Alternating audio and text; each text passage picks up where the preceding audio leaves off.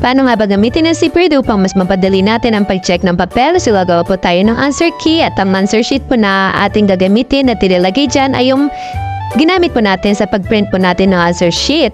So save lang po natin yan.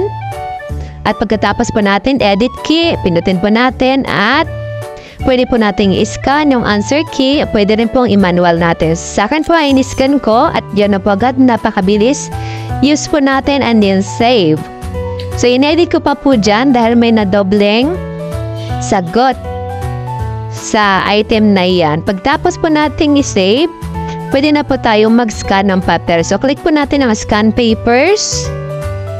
In 1 second po, ma-scan na po agad yung papel ng bata at alam na po natin agad kung ilan ang score nila.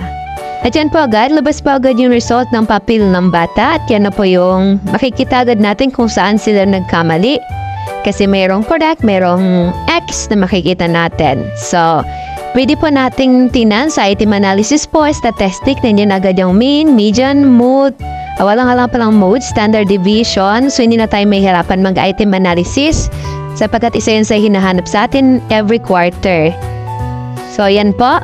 Ayan po yung analysis niya sa item analysis, kung saan nga ba yung pinakamadaling item, ibig sabihin kung saan mas marami silang tama, at kung ano yung yung item na mas konti yung mali. So sa item analysis po yan, click lang po natin.